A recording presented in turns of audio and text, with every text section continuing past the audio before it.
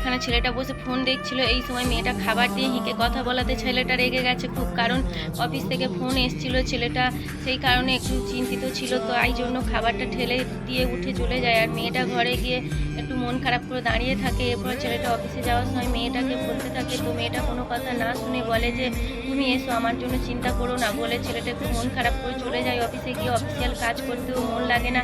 এরপর বারে বারে বাড়িতে ফোন করে, আর মেয়েটা ফোন তো তোলেই না, বারবার ফোন করতেই থাকে। এরপর একটা টেডি বিয়ার কিনে নিয়ে এসে মেয়েটাকে খুশি করতে চাইলো, কিন্তু মেয়েটা খুশি হয়েও টেডি বিয়ারটা নিতে যাবে এমন সময় মনে পড়ে গেল সকালবেলা ভাতের থালাটা ফেলে দিয়ে ছেলেটা উঠে গেছিলো। আবারও মেয়েটার মন খারাপ হয়ে গেল, গিয়ে বসে গেল। এরপরে ছেলেটা আস্তে আস্তে মেয়েটার কাছে গেল, গিয়ে মেয়েটার কাছে গিয়ে কান দুটোকে ধরে সরি বলল। এরপরে মেয়েটা তো খুশি হয়ে গেল। তো বন্ধুরা, এই লাভ স্টোরিটা তোমাদের কেমন লাগলো? আর ছোট্ট মনে করে আমার চ্যানেলটাকে সাবস্ক্রাইব করে দিও।